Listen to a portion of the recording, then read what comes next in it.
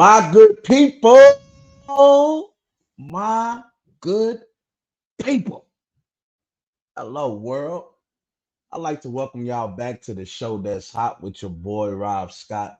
This is Rob Stu said, baby, what's going on, everybody? I appreciate you guys tuning in. Welcome to tonight's episode. As you see, your boy is investing in himself, and the production quality is getting a little better. Oh, you see the ticker going down at the bottom. You see the new intro. You saw the Cube interview. You see your boy doing big things in the sports world, baby. We're going to keep this thing going. Like to welcome y'all to tonight's show. We got a lot to get into. Hope you guys had a productive week. Hope y'all been cool. Hope y'all been chilling. Hope you had a great weekend. We definitely saw some great damn football over the weekend, and we're going to get right into it on both the college level and professional level. Your boy Rob Scott is here. So I just want you to kick your feet back, you know what I mean?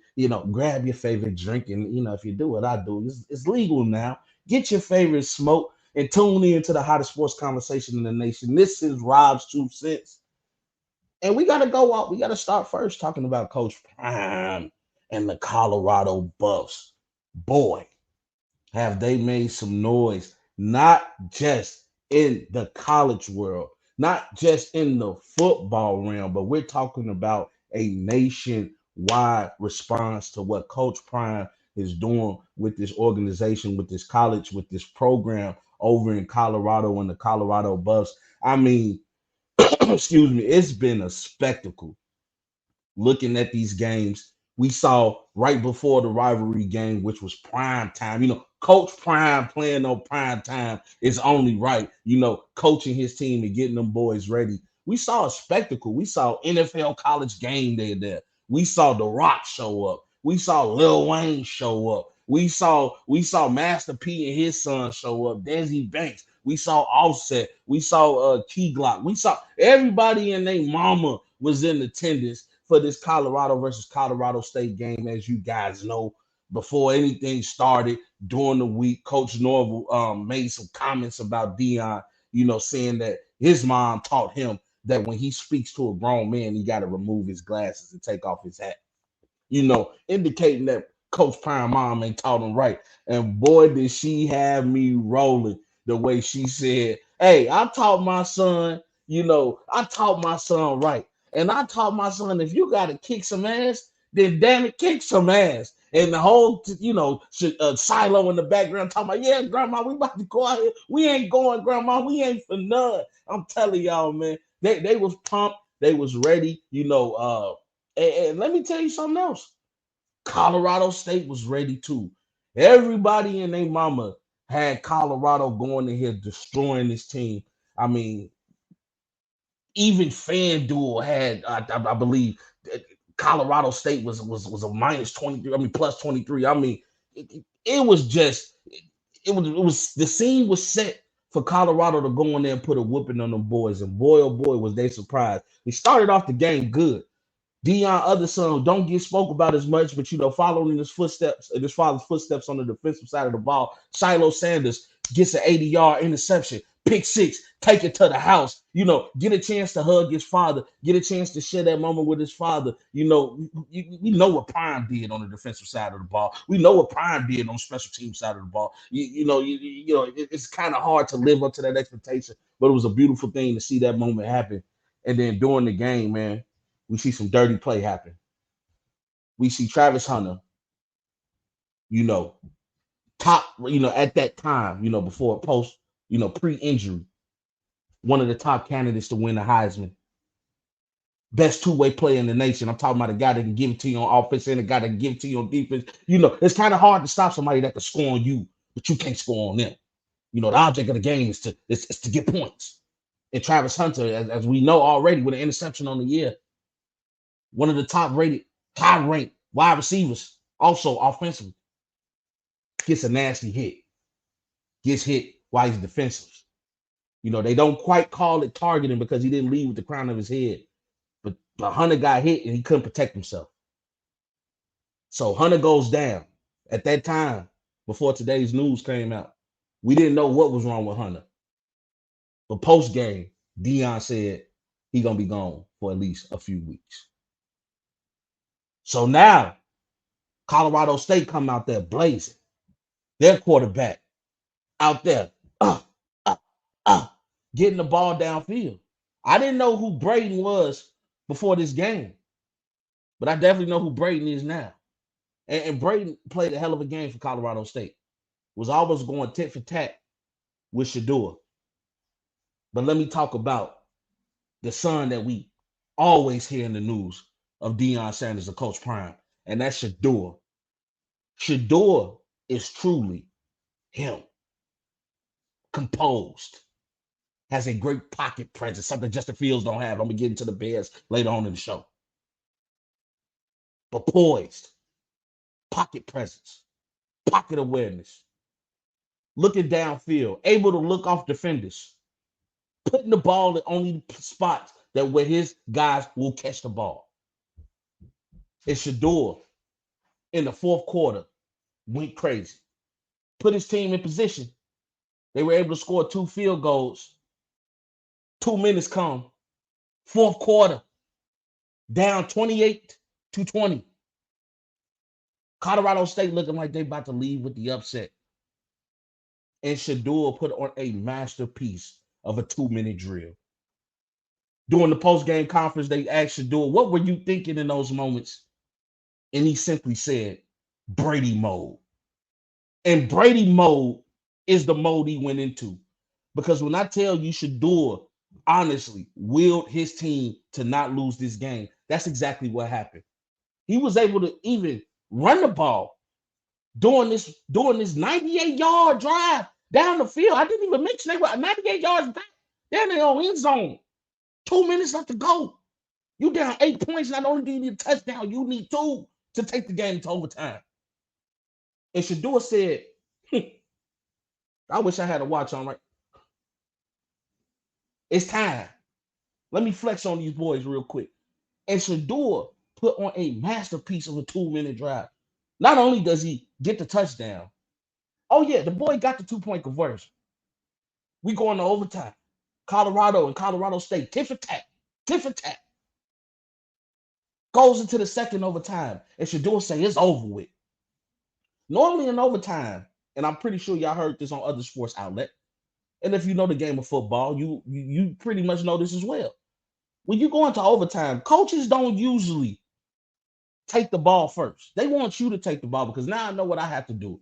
I need to know if I need to score a field goal. I need to know if I have to score a touchdown. I want to see what kind of sets are you running in case you get the ball back.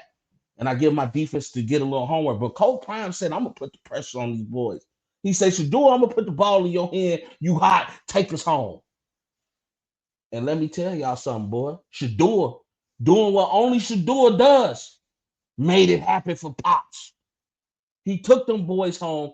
Colorado ends up winning the game 43-35. I mean, the boy Mikey Harrison, the tight end, I know who he is now too. Tight end stepped up. Not only did he get the 2-point conversion in the fourth quarter, but he gives you 2 touchdowns in overtime. Let me tell you something. Is it the Coach Prime effect? Colorado doing what they do. Shador doing what he does. Shador's going crazy this year. Shador's already at 10 touchdowns on the year, only 1 interception, already thrown for over 1,200 yards. You want to talk about Brady mode? Shador is doing exactly practicing what he preached. He preached Brady mode, and he is going Brady mode. See, the thing with these young guys is you can have access because everybody say, "Oh, he's Coach Prime kid. He got access to Tom Brady. He got access to people that people don't like me don't have access to." But see, the problem is even when you do have access to him, you got to listen to him. You got to take in the knowledge. And if you got somebody like Tom Brady, the only player in NFL history to have 7 Super Bowl wins, if you got somebody like that in your ear, you play the position, you listen. And Shador doing exactly that. Colorado now is on the roll, but now their biggest test comes. Their biggest test comes now because now they have to go against 2 ranked teams in their next 2 matchups. First, meeting ranked number 10, Oregon. Now, Oregon, they got that boy Bo Nix over there, that quarterback. And he's not bad on the year. Bo Nix is big. What he give you? 8 touchdowns, 893, throwing over 800 plus yards. No interceptions. Bo Nix has been playing, but that defense over there in Oregon, they tough. They tough. And they some big boys, man. Colorado a little small. Dion already said he ain't hard to find. And he hoping that he gets some bigger recruits next year because Oregon got some big old country boys over there. And if they are somehow able to get past Oregon, which I believe, Coach Prime, you see that's the title of tonight's episode. I believe. But if they are able to get past Oregon, then they got to meet USC, and they got to meet number one ranked quarterback Caleb Williams. And let me tell you something. Caleb Williams is the real deal. The same way I talked about Shador, I have to talk about Caleb Williams. Somebody who's athletic, somebody who's accurate, somebody who has a great pocket presence. He's just a quarterback that knows what he's doing, and I'm pretty sure he's going to be able to translate that to the higher level, to the NFL level, to the professional level. Caleb Williams, if I talk about what he's done over the year, he's also thrown over 800 plus yards, 12 touchdowns, no interceptions, with a QBR 91.9. That's ranked fourth in NCAA right now. I'm telling you something right now. Caleb Williams is the real deal, and to me is the best quarterback in college football right now. And if Shador is able to pull this off, along with the Colorado Buffs, and be able to beat Oregon, ranked number 10, be able to beat USC, ranked number 5 in all of college football, Shador Sanders put himself right there as the number one candidate for that Heisman. And look out, Now I still think Georgia gonna take it all, but hey, Colorado is definitely gonna make some noise this year and have already made enough noise. They were only projected to win 3 games, yet they've already matched that projection. And then with the whole Travis Hunter situation, we found out now that he has a lacerated liver. He took the hit from senior Henry Blackburn of Colorado State, and unfortunately, he's been receiving death threats. He's been receiving, somebody leaked his phone number online, and this is during the game. The game wasn't even over yet before his information got out there. They leaked his phone number. They leaked his mother's address, and now, he's been having to have 24-hour police protection. I mean, they were already threatening the guy as the game was going on as soon as he hit Travis Hunter. And it's unfortunate, that the game of football, we lose sight that it is indeed truly a game. And I understand that, we've been robbed of being able to see Shador at his best with his number one guy, Travis Hunter, going against USC, going against Oregon, going against these ranked schools. But you never wanted to get to the point where guys are receiving death threats and you leaking their mother's information. Because I'm telling y'all, man, you got to watch what you do. And luckily, Travis Hunter has come out. He was on a video online. I saw it early on social media. He said he forgives Henry. He understands that the game of football is a rough sport. And in this sport, you're gonna take unwarranted hits sometimes, and it's a dangerous sport, and dangerous things happen. And he forgive Henry, and hopefully the world can forgive Henry Blackburn. We do know that was a dirty hit. You were intended on taking out Travis Hunter, but I don't think he wanted to lacerate the man's liver. We don't know how long Travis Hunter is going to be out. Even Coach Prime has come out and say, let's quit it with the death threats. Let's forgive this young brother and move on with the game of life, because football is just a game. We have a much more important game to play, which is the game of life. So right now, Deion Sanders, Coach Prime, saying and doing all the right things. I don't know where all the hate is coming from, but I have to tell you guys, Coach Prime is just a model citizen and a great role model to follow. And these young boys are willing to run through a brick wall for Coach Prime. And I'm happy to see, the elevation of Colorado. Yeah. We're all bandwagon fans. We jumped on the Colorado bandwagon. Nobody was ever going for the Colorado Buffs. Shut up with all that. Shut up with all that.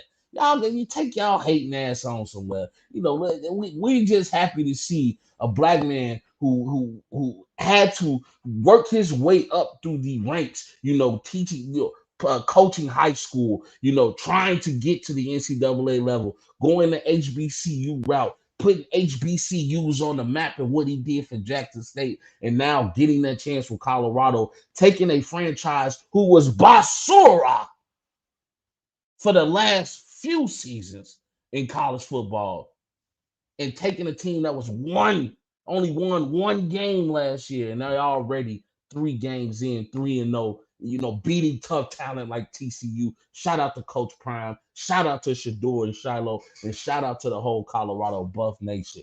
Let's move on, y'all. We here for we here for a good time, not a long time, right? I got to take it to the professional levels now. We got to talk about the NFL because right now it's been going down in the NFC. I've seen two powerhouses make statements and put their foot down and trying to declare themselves as the beast of the NFC. And I have to tell you right now, my two top teams in the NFC right now have to be the Dallas Cowboys and the San Francisco 49ers. Let me tell you guys something. The defenses on both of these teams are monsters. Let's look at Dallas for a second, okay? Now everybody know how I feel about the Cowboys and how most analysts feel about the Cowboys, who's not a diehard Cowboys fan. In the end, no matter how great Dallas is in the regular season, they will always do Cowboy things to get themselves eliminated in the postseason if they make it that far. But this year just feels different. Let me tell you something. We seeing Michael Parsons really starting to get into himself. I mean, I think the man already has three or four sacks on the year. Just had 2 sacks last game. I mean, just made life a complete hell for Zach Wilson and the New York Jets. I mean, just everywhere, every time Wilson called hype, you saw Michael Parsons going through single coverage, going through double team, going through triple teams to get to the quarterback and deliver the hurt business. And Michael Parsons do deliver the hurt. And let me tell you something, boy, that boy a dog. And the rest of the Cowboys, we knew that that secondary was already going to be a deadly. You got Diggs back there. Now you add in a veteran like Stephon Gilmore, and I believe that defense secondary already got 5 interceptions on the year. I mean, Dallas right now is rocking and rolling. The question is always going to be that. They let go of Ezekiel Elliott. You give Tony Pollard control of the offense. Now you bring in a James Conner. I mean, you're trying to keep that run game going so that way you can keep the defense honest and you can give Dak a chance. CeeDee Lamb, being one of the premier wide receivers in the league. The Dallas look tough. But let me tell you about the NFC, man. Let me tell you about the San Francisco 49ers. We about to go out west because San Fran is tough. San Fran is tough. We know they got Nick Bosa and they got just a flock of guys on their defense.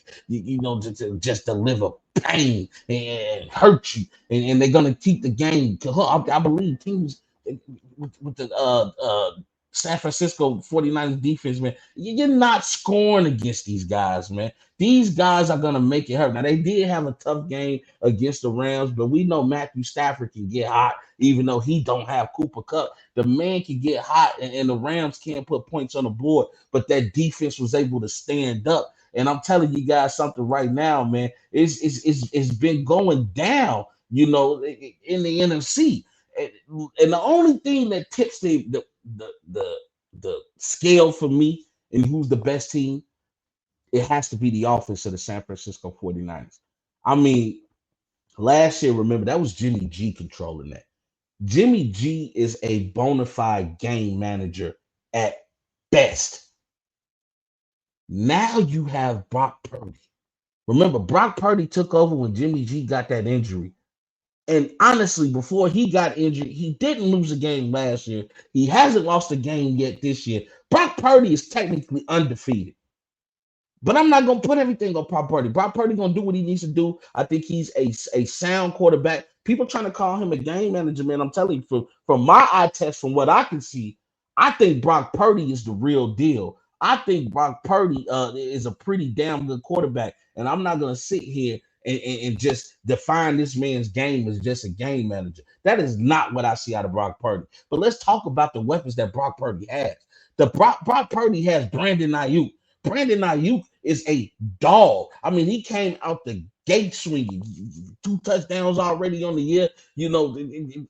Just a guy that's available, a guy that's going to be at the right place at the right time. Brandon Ayuk is a bona fide stud at the receiving position. And he's going to be, making his grand entrance into that upper echelon of names when you mention receivers. You're going to have to mention Brandon Ayuk because he's a dog. And then you got to talk about Debo. I mean, any guy named Debo, you should already be a little terrified of. He come up to you. That's my bike, punk. Because that's what Debo do to people. When he wants to score a touchdown, he goes to score a touchdown. He's already at 2 touchdowns on the year. And I mean, we saw one play last week.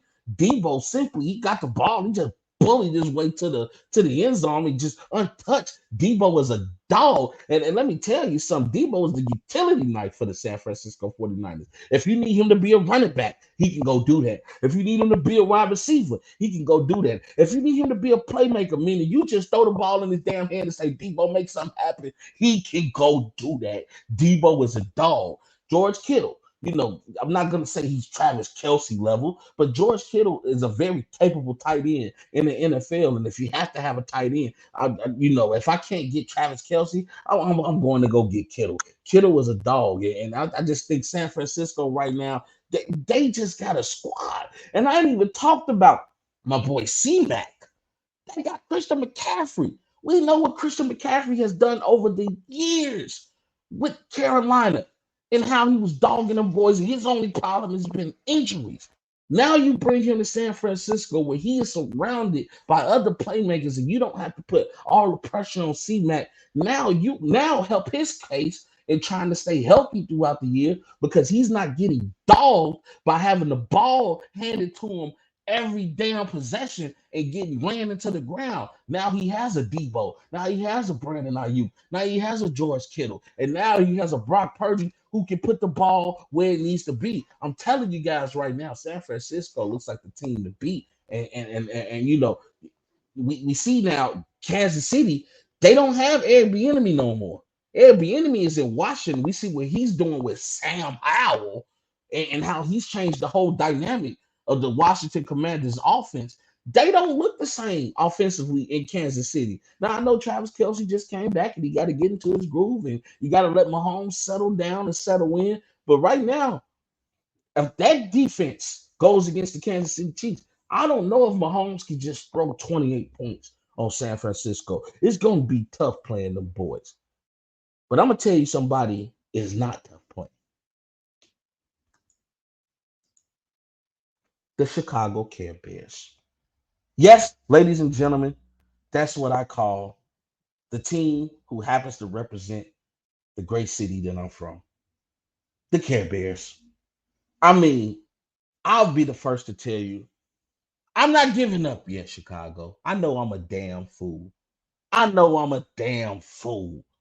Just like every year, the Bears, they're looking better. They just might do it. No, no, no, we're not talking championship, but at least let's beat Green Bay. Every damn year, I hype myself up, like many of us Chicagoans do. And every damn year, we are disappointed as soon as game one happens. Let me tell you about these damn Care Bears. They had Jordan Love looking like the second coming of Aaron Rodgers. Now, granted, Jordan Love was able to then go to Atlanta and throw for 3 touchdowns. And more power to Jordan. But damn it seemed like Green Bay just couldn't miss going against the Chicago Bears. I mean, Aaron Jones ran all over us. Jordan Love throwing touchdowns everywhere. I'm like, when did he learn to do that? I didn't even know Jordan Love had that type of game. And then we go against Baker Mayfield and the Tampa Bay Buccaneers, and you put on a shit show on national TV. Are you crazy? Damn, you couldn't beat Green Bay. You couldn't even beat Baker. Baker out there looking like Tom Brady with the damn Buccaneers. It was ridiculous. It was ridiculous. I'm looking at every damn pass they called for Justin Fields was a damn screen pass. First of all, that makes no sense to me because you're talking about a team that does not have an offensive line, that can't run the damn ball, and you think they're gonna block for a damn screen? I don't know who's worse. Is it the offensive coordinator? Is it Coach Eberflus? Is it Justin Fields? Because quiet as kept, JF1, let me talk to you. I can't keep making excuses for you, man. You're going to have to get your shit together. And I'm talking to you as a Chicago Bears fan. I'm not giving up hope because I know a lot of your failures has to do with the coaching staff and the lack of success that they are putting you in. I know you don't have an offensive line. I know they still suck. And I know a lot of our offensive line, they're hobbled right now. Hopefully, we're able to get them back as the season progresses. But Justin Fields, you have to learn how to be a quarterback in the NFL, sir. You have to learn pocket awareness. You have to know that you can't hold on to the ball for more than 5 seconds in the NFL. I know that. I've never played NFL football game in my life, and even I know that. You are dealing with the best of the best. That means in the NFL, every defensive end you're playing was at one point the best defensive end at the school. Every safety you're playing is at one point the best safety at that school. You're playing the best of the best when you make it to the pros. Kid, I'm gonna need you to act like it. I'm gonna need you to stop running into the sacks, running into the pocket, running into harm's way. I'm gonna need you to get your act together, JF1. Get your shit together, Justin. I shouldn't even be calling you JF1. You haven't even earned the right to have a nickname. You're Justin. Get your act together, Justin. The Bears organization as a whole, the team as a whole, suck.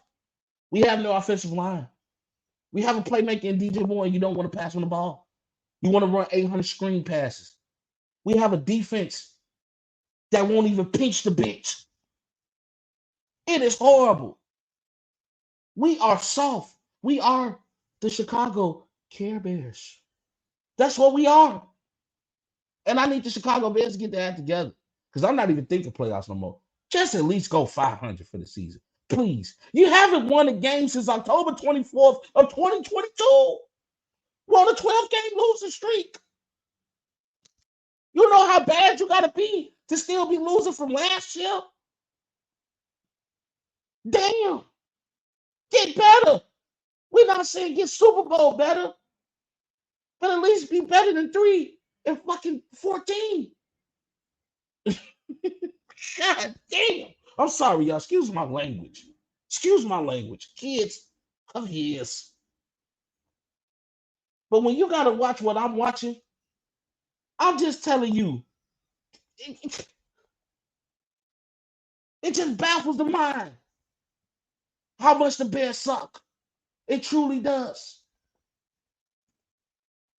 The last topic on tonight's show, got to talk about the NFL injury bug, man. It has been a lot of injuries going on in the NFL.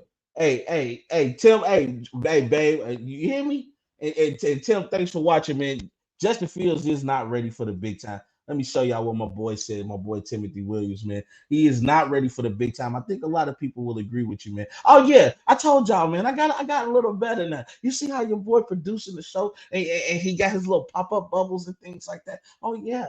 Oh yeah, it's gonna be real interactive. So make sure you guys are commenting, man. If you want to see your comment pop up on the show, thank you for laughing, baby. If you want to see your comment pop up on the show, make sure you comment, you like, subscribe, you comment, man. We in here, we doing it big. But let's get back to business, man. It's been a lot of injuries going on in the NFL, man. We saw in particular, already in game 1 of the season. Aaron Rodgers goes down with an Achilles injury, man. I felt so bad for the Jets, man. I was really, I was just in New York, as you guys know, at my day job, and building the art show out there and talking to my boys out there, man. They were really excited in New York about the Jets, man, and what Aaron Rodgers can do with Garrett Wilson.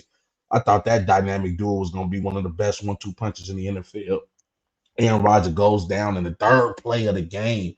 Third offensive play of the game, goes down with the Achilles injury, man. Have to apologize to that kid. We see now, Zach Wilson is just not it for the Jets. I feel so sorry for Garrett Wilson, man. Hey, man, hold on a little bit longer, man. Hey, Rod said he's gonna try to come back for you. I don't know how healthy he'll be, especially being he'll be 40 plus coming back into next season, man. So, hopefully, Garrett Wilson gets a chance to play with that guy, man. But then we also see J.K. Dobbins go down with an Achilles injury for the Baltimore Ravens, man. That was a tough, tough loss, especially because Odell Beckham has been dealing with ankle injuries as well. And we know how, his ankle injury history is that's the last thing you want to see, coming from a guy who you thought was going to be at least your number two. So J.K. Dobbins, we know how important that run game is to Lamar Jackson and the Baltimore Ravens. To see him go down is tough. They got some available guys out there right now. I think we saw, as I was about to mention, Nick Chubb goes down with a horrible injury on Monday Night Football. As the Cleveland Browns lost to the Pittsburgh Steelers, goes down with a horrible injury. I mean, they got a lot of protocols in the NFL to protect teams and players from concussions, but they just make these players go low and they hit low. And now you see a lot of guys getting their knees blown out, ankles blown out, because these guys don't want to hit above the waist because they're getting penalties called on them for violating concussion protocol or roughing the pass or unsportsmanlike conduct, trying to injure these players. So now these guys are hitting low. And what do you expect them to do? I mean, tackling these guys directly in their legs. I mean, from the looks of it, it looked like Nick Chubb lost his MCL, his ACL, his PCL, or whatever CL is in his damn knee. I mean, his whole knee went out. And I felt so bad for the guy. A lot of celebrities like LeBron James and Lamar Jackson, they tweeted out how, they're praying for Nick Chubb and hoping he getting a speedy recovery, man. But, NFL, it's hard to protect against concussions. It's hard to protect against knee injuries. It's a rough game. Hey, you gotta let these boys go out there and hit now. But it's tough. You see Nick Chubbs go down, and now Kareem Hunt is interviewing with the Cleveland Browns to fill that void of losing their top running back. So it's a lot of bad injuries going on. Other significant injuries. We see Colts rookie go down, and Anthony Richardson, he's in concussion protocol. Saquon Barkley goes down with another ankle injury. We know he's been dealing with ankle injuries. His damn near after 3 years going into his career, he's been injury prone ever since. And also, even though he's not considered out, Joe Burrow has been hobbling around too, dealing with an ankle injury. Not even an ankle injury, a calf injury. When you're dealing with muscle strain, those are a little different. And considering the fact right now that the Bengals have been losing, they're 0-2 right now. Like I said, I'm not too nervous with the Bengals as long as Joe Burrow is healthy. They've been in this position before. They started off last year slow and ended up being one of the top teams in the AFC. So, I think they need to try to get Burrow to sit down at least for 2 or 3 weeks. Excuse me, hopefully even make it to the bye and get this guy some rest so he can come back and be the Joe Burrow we know and love, because right now they ain't looking too good, man. I mean, they lost a big one against the Baltimore Ravens, big rivalry game. They're in the same conference. So it's just, excuse me, I had to sip on a little bit of the aqua. But yeah, it's just been a lot going on in the NFL, man, and hopefully we can get this injury bug together. But man, I just wanted, hey, I appreciate you guys for showing up and showing love, man. This has been another episode of Rob's 2 Cents. It feels so good to be back, baby, man. Make sure y'all tune in next Tuesday as we'll discuss what happens over the weekend in college football and in the NFL. Also, man, NBA, we're 5 weeks away from the NBA being back, and then your boy Rob will be doing 2 days a week as I do Tuesdays and Thursdays, knocking it out of the park, getting ready to talk sports. I can't wait for the NBA to be back. Finally, the Golden State Warriors are being smart. They bringing in all this talent. They need a big. What did they go do? They finally listen to you, boy, and go over there to Taiwan and holler at Dwight Howard. He's been working out with Golden State. Hopefully they're able to get him a contract. Because, man, if you add Dwight Howard to that team, I don't care what y'all say about Dwight Howard. You add Dwight Howard to the Golden State Warriors right now, and Steph going to be holding up number 5.